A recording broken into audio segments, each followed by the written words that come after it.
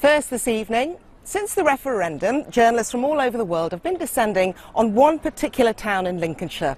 They all want to see the place where 1 in 8 people is an East European migrant and 3 out of 4 people voted to leave the EU, the highest pro-Brexit vote in the country. But Peter Hitchens, columnist for the Mail on Sunday, was actually in Boston 5 years ago.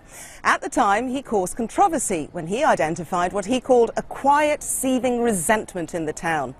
Well, after the vote, we asked Peter to return and find out how people are feeling now. Who'd have thought sleepy Boston would register the strongest anti-EU vote in the country? I would. I visited this handsome old town 5 years ago for the Mail on Sunday and found it transformed by mass migration from Eastern Europe, which nobody had asked for or expected. Some people were annoyed when I pointed this out, but in their quiet English way, people were upset, and now they've taken the chance to show it. But has anything changed as a result? Is anybody happier? Is anything really better? The ferment following my newspaper article drew some people into politics. Bob, how are you? Since I last met Bob, he's become a councillor. Boston was over 75% for leaving, and it's because people are absolutely sick to death of this uncontrolled immigration and lack of control of our borders and free movement of people. But nothing has happened since the vote. No, nothing's happened, and the frustration is starting to bubble. You have literally, in this town, thousands and thousands of Eastern Europeans coming in. It's far too many in too short a time, and it's completely unbalanced the whole social structure. Some of the Poles and Lithuanians I spoke to 5 years ago were intrigued that the British wouldn't do the jobs they'd taken. At least 10,000 migrants were in Boston at the last census, and most of them are still working hard and long on Lincolnshire's thriving farms. Why can't you get British people to do the work that needs to be done on your farm? Anyone can come and do this work. You know, the work is available. It's organised by licensed agencies. Anyone can apply. In this area in Lincolnshire, there isn't huge unemployment locally. People are finding work doing other things. And you used to have people coming over from Sheffield, which we is did. Exactly around the corner. Yeah, that was a direct impact of Sheffield steel industry collapsing. And those people at the time travelled to Lincolnshire to get the work, and they hit retirement and then they stopped coming, and coincidentally in 2004 the easement of the borders within Europe allowed us to access labour from abroad. A quarter of the UK's vegetables are produced in Lincolnshire. Among many other crops, Julian grows celeriac for the country's biggest supermarkets. We could not operate as a business without migrant labour. Absolutely. For us, I think we'd have to give up vegetable production almost overnight and revert back to basic arable farming. Well, would that destroy you? We'd survive. We'd survive as farmers, but it wouldn't be good news for our full-time staff, and it's something that I hope will never happen. All these new workers need homes. For many, that used to mean caravan parks and grim, multi-occupied old houses like this one. Gosh. Yeah.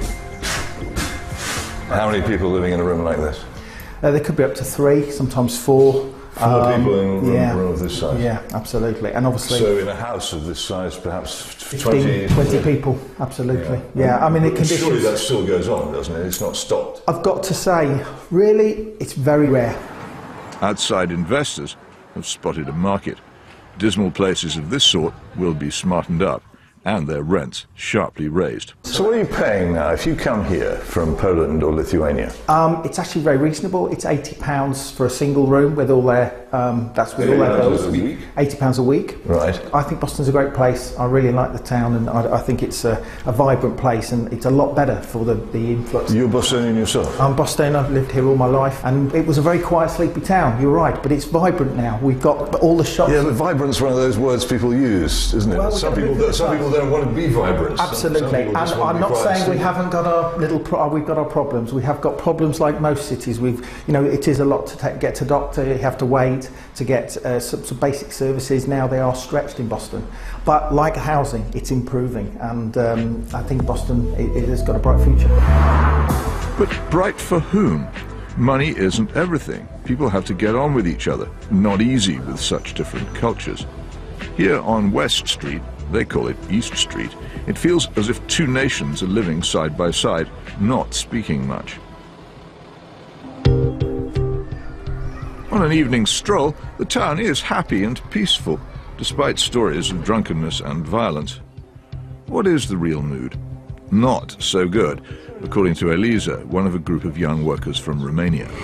We are coming here to make money and to make a life better for us. Yeah. And how do people treat you? People, English people don't treat us very good.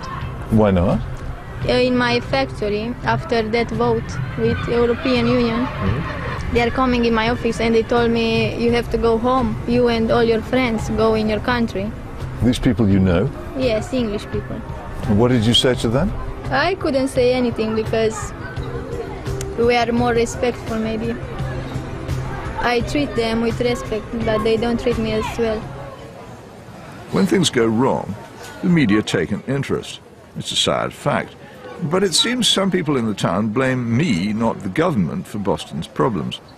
I know what we have done over the last 10 years has improved the town, without doubt. And yet the naysayers, the talk-downers, have really ruined a lot of our reputation.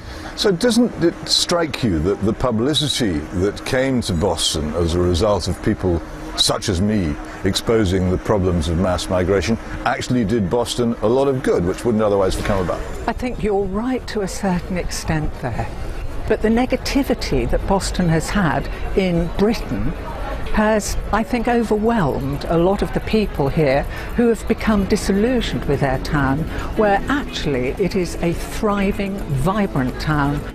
This part of England has always been very close to the continent in many ways, without necessarily being governed from the continent, which is a different thing. Exactly. We need to separate these things. Well, we do, but were we governed? I might argue with you about that. Well, you could argue with me, but you'd lose. Of course I would. If there's a solution, I don't know what it is.